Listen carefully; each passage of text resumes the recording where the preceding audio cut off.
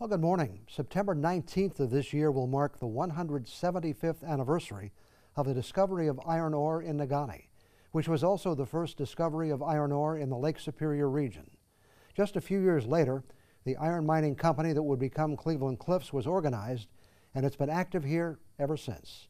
Today we'll talk with the leader of that company today. It starts right now. From TV6, this is The Ryan Report. Here's your host, Don Ryan. Cleveland-Cliffs has been mining iron ore here in Michigan since the middle 1800s, but it had to overcome some difficult times during its long history to survive for so many years. One of the most serious challenges occurred earlier in this decade when the company was facing a mountain of debt and an uncertain future after a failed attempt to grow into a global mineral producer. After a hostile takeover by shareholders, Lourenco Gonçalves was brought in to lead the company as the new chairman, CEO, and president. And in the last 5 years, he's put Cliffs back on a solid financial foundation with a new strategy for the company. Mr. Gonçalves is our guest this morning. Welcome to the Ryan Report. Thank you very much for having me. It's a pleasure to be here with you. It's nice to have you with us. You know, I want our audience to get to know you a little bit. And we'll certainly talk about the key business matters. But you grew up in Brazil. I grew up in Brazil. And I understand from fairly humble beginnings. Yes, sir. Okay. And your education was in Brazil? My education was in Brazil. I was in scholarships all the way through, from high school all the way through the end of college. And always in very good schools, but always on a full ride with scholarships. And you went to work in the steel industry in Brazil after you graduated? Yes, I started working actually when I was still in college. Even though I was in a full-time college, I was working in the evenings and Saturdays. I was teaching high school when I was 2-3 years older than my students. Okay. So I was a chemistry teacher in high school during college. And then I went to work for a steel mill. I started in operations in the BOF of CSN. What brought you to the United States? At the time, I was already 39 years old, about to turn 40. And I was a well-known executive in Brazil with a reputation for turning around things. At that time, the chairman of Vale was also the chairman of CSN, the company I used to work for. So he invited me to come to the United States to stay for 2 years and turn around a company in California, which was owned 50% by Vale, California Steel Industries. Okay. So that's why I came to the United States. It was an assignment with a time limit to come, do my thing, and go back to Brazil. But you didn't do that. I was given 2 years to turn that company around. So when I was in for 3 months, I called them and said, I have a good news and bad news for you. The good news is that the work has been done. Okay. So what I came here to do is done. The bad news is that I'm not going back. Okay. And you initially, well, let's put it this way. You had a very successful career. We won't go through all of the assignments you had in the metals industry. But at that point in your life, it seems to me you were kind of semi-retired and living in Florida, and all of a sudden got an interest in Cleveland-Cliffs. Yeah, that was after 2 companies in the United States. Right. California Steel Industries, that I stayed for 5 years, and then Metals USA Holdings, which I was hired away from California Steel to run. Exiting bankruptcy, but very weak. There was not a turnaround situation. We were able to list the company in the NASDAQ. Then less than 2 years later, took the company private with a private equity fund. And in 2010, we IPO'd the company. We made a stock offering and listed the company again at this time in the New York Stock Exchange. And 3 years later, in 2013, we sold the company to a strategic. And then I retired. Okay. Then I got bored. And then you got bored. Huh? Then I engineered the hostile takeover that you talked about. Well, and I didn't realize this, but I did read that you also, before that happened, approached the Cliffs board or met with some of the Cliffs board members and gave them a chance, I guess, to bring you on board without the hostile takeover. Yeah, without, in peace, like right, I say. Right. Yeah, because, you know, when I quote-unquote retired, I started studying companies. And Cliffs was one that I studied in depth, just with public information. And I saw the mistakes and I saw the opportunities. So when the the then chairman CEO, Joe Caraba, I read on the paper the announcement that he was let go. I contacted the firm that was working with the board and said I would love to discuss with the board a plan to save Cliffs and turn the company around. But they dismissed my attempt. Okay. They did not want to talk to me. I said, okay, so I'll see you then later. I will work on a different path, and here I am. Okay. And you did have a very clear plan or strategy for the company, didn't you? Tell us about what that was. The strategy was stopping. It's very simple. I take care of my company the way I take care of my private life. You can't spend more than you make. That's number one. You can't live out of debt, and in business, you can only sustain the areas and the initiatives that bring profits to the company. If some area or some business is not bringing the profits to the company, you got to get rid of. If you can't fix it, you must get rid of. So what Cliffs was doing was basically making money in Minnesota and Michigan to sustain loss-making operations in Canada, co-operations, projects that are going nowhere like chromite and things like that. So I came to cut all these things. Chromite, for example, in Canada, in the Ring of Fire. It was a huge investment of $500 million, never made a penny. Actually, never broke ground. Actually, there's no road or railroad to get to that area. So how come the previous management put $500 million in that hole? And then talk Bloom Lake in Canada.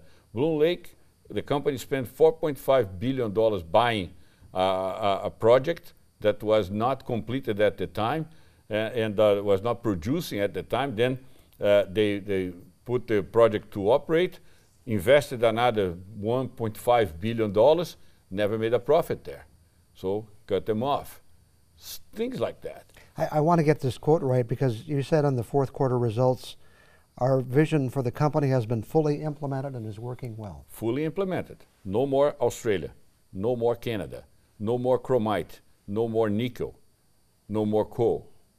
Only Michigan and Minnesota. And now the new avenue of growth for the future, HBI, which I was planning to do in Minnesota, but by the lack of support from the previous governor of Minnesota, Mark Dayton, I ended up having to do it in Ohio, and I don't complain. Okay. It's going well in Ohio. We are very happy that we are building our state-of-the-art 1.9 million metric tons a year plant in Toledo, Ohio. We'll talk more about that in just a minute. We'll take this break. Back with more on the Ryan Report 2 minutes from now.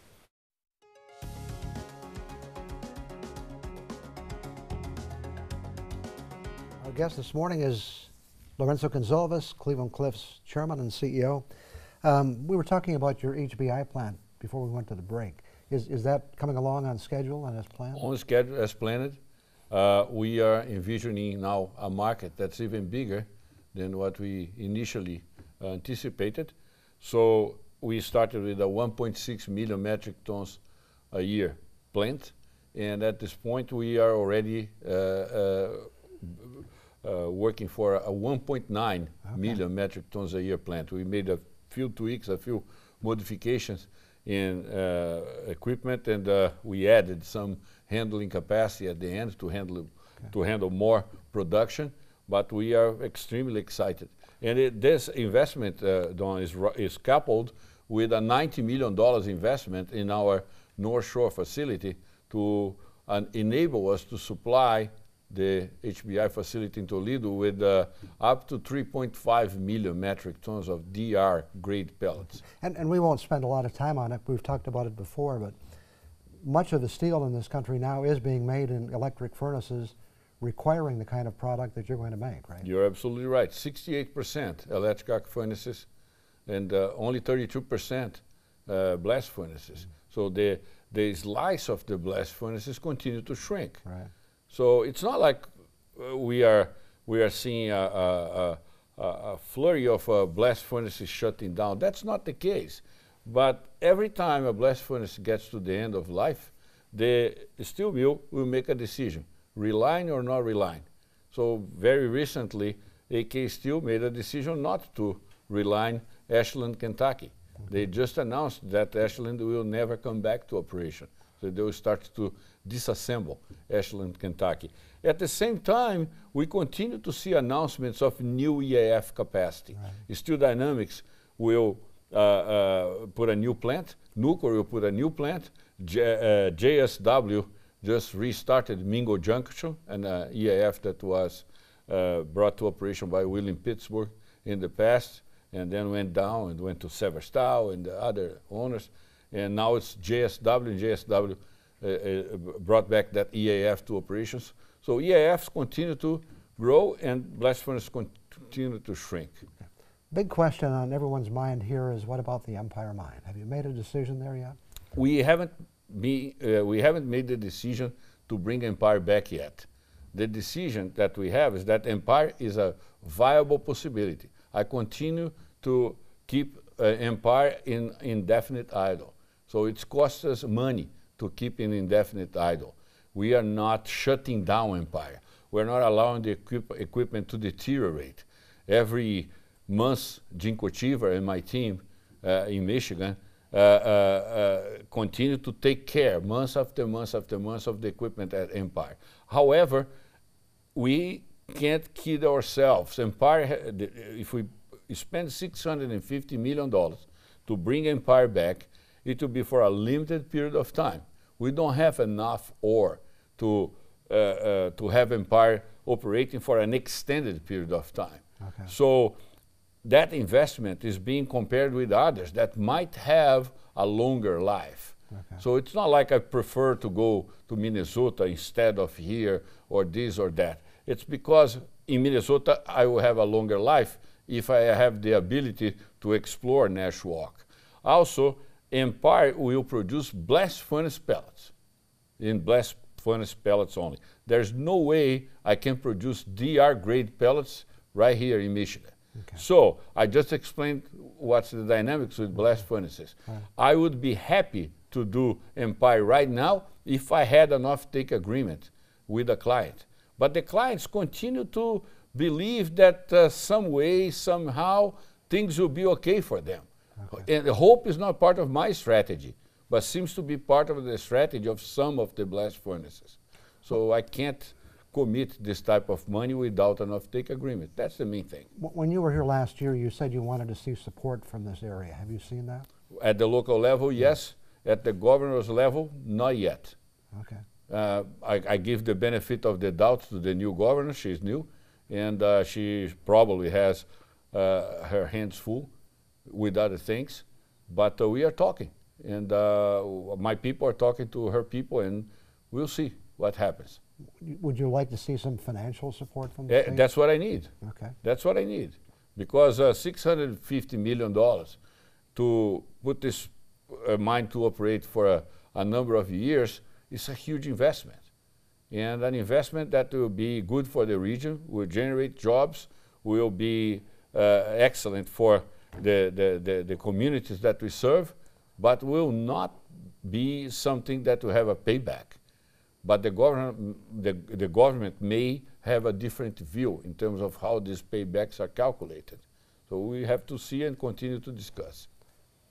You continue to have some disagreements with the folks in Minnesota, haven't you, at the state level and in some cases the local level government, as far as what you'd like to accomplish over there? We would like to be able to explore our land in Nashwauk. But our land in Nashwauk, we still have a company that has been there for more than 10 years now without doing anything positive for the state of Minnesota, and particularly for the Mesabi Range. But the folks on the ground continue to believe that things are going to be okay. So it's again the hope that things will fix themselves. Okay. They don't believe that if something went wrong one time, 2 times, 3 times, if you do the same thing again the same way, they'll go wrong again the same way. Right. They don't get that part. Okay. Got some more questions for you. We'll get to those in just 2 minutes. Back with more on the Ryan Report after we take this break.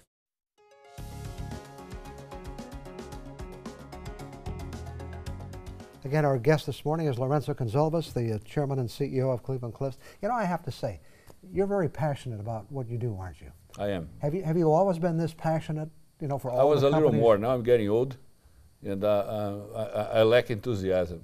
And yeah, no, certainly not that. You got in a bit of a tangle with an analyst on one of your conference calls after the third quarter, and it got a lot of media attention.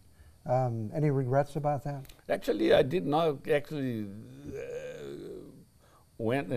I did not go in an argument with the analyst because he never asked a question. Okay. I was trying to make him ask a question, because it's very easy to say miss or beat or this type of things. But you know, doing real analysis is complicated. The fact that really matters is that in the last 3 years, our stock price went up 602%. So $1,000 invested in Cliffs stock in January 1st, 2016 is now $7,000. Do you feel the company is undervalued today? A lot. By Wall Street? By a bunch, by a lot. What's it going to take to get them to understand? Time. Time. These people are slow. These people are not fast. These people believe in the headline. I'll give an example of what's going on right now. There's a huge shortage of pellets and a huge shortage of iron ore already in place in the marketplace right now because Vale had to go down with pretty much everything that they produce in the southern system. Right. That's approximately 90 million tons a year. 90 million tons a year is twice as much as we produce in the entire United States. That's what has been retrieved from the market. And more than half of that is in pellets. So we have a shortage of iron ore and a shortage of pellets. Well, the only miner that is going, the stock price is going up these days is Vale. Because Vale is telling the analysts that everything will be fine. Okay. They will replace that. And the analysts are believing. So I have a difference of opinion with people that only analyze things by the headlines. They don't do their homework. Like when I came to Cliffs, I came with full conviction because I did my homework. I was not guessing that I could fix Cliffs. I had conviction as long as I had the ability to implement my plan. 4.5 years later, here we are. All right. We are investing $840 million in Toledo, $90 million at North Shore. We just finished investing $75 million at United for the Mustang. It's more than I'm already more than $1 billion just with these 3 projects. And this money was generated in-house to a company that when I came to the company, everybody believed that was about to file bankruptcy, and they were right about that. Right. So if you do the right things, if you don't follow the herd and you don't follow the headlines, you're good. And you had a great performance last year financially, didn't you? Oh, in the years before. Right. But the last year, 2018, was a banner year. We had more than $1.1 billion in net income. So all these things don't happen by chance. They happen through a lot of work, a lot of analysis, a lot of knowledge of the industry, and more importantly, not following the herd. Okay. The herd, especially today, in today's world, when people get the news in a cell phone, they only read the headlines. We need to go back to books. We need to go back to do a little more digging. When a company issue a 10K, go read it if you are an investor. Read the 10K, investors. I should ask you before we go, the future of Tilden still looks very strong, doesn't it? Oh yeah, Tilden has a life of mine of approximately 30 years still left. So we have a lot of ore, we have a lot of work to do here, great management team in place here, great relationship with the community and the local politicians. We feel like we're in great shape here. And you're still working on Empire as a possibility? Yes, I haven't abandoned. Okay. Thanks very much for coming in. I appreciate it. Thank you so much. Okay. Thanks for having me. Have a great Sunday. I'll be back with some other thoughts for you in just a couple of minutes.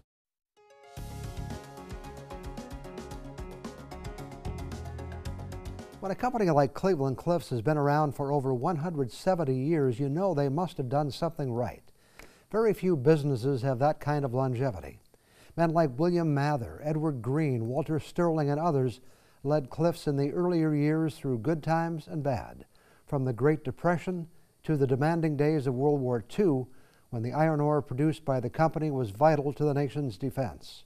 They also faced the challenge brought on by the depletion of Cliffs' high-grade ores, which ushered in a new era of pelletizing low-grade ores, a development that Cliffs pioneered. In later years, new generations of leaders continued to move the company forward. Throughout its history, Cliffs developed its next generation of leadership within the company. Each new man in charge was intimately familiar with the company's history and traditions. That changed in 2005 when the board of directors brought in mining industry veteran Joseph Carrabba, who joined Cliffs as Chief Operating Officer in 2005 and became CEO in 2006. Under his leadership, the company headed off in a new direction, looking to expand its role in global iron ore and coal mining. In the process, Cliffs took on billions in debt, in some cases for ventures that would not succeed. And when Carrabba left the company in 2013, its future was in doubt. And so while it took an outsider to take Cliffs out of its comfort zone into the danger zone, it would take another outsider to get the company back on track. Since taking over on the leadership role in 2014, Lourenco Gonçalves has brought Cliffs back to its roots, back to the business that led the company through more than a century and a half of success serving the North American steel industry. What will the future hold for Cleveland-Cliffs? Only time will tell, but Upper Michigan's iron miners are hoping it will extend its life to at least its 200th birthday and beyond. I'll be back in a minute. The Today Show is up next, so it's time for us to step aside. I do want to remind you that you can also see us on the internet at uppermichigansource.com. Thanks to Lourenco Gonçalves for joining us this morning.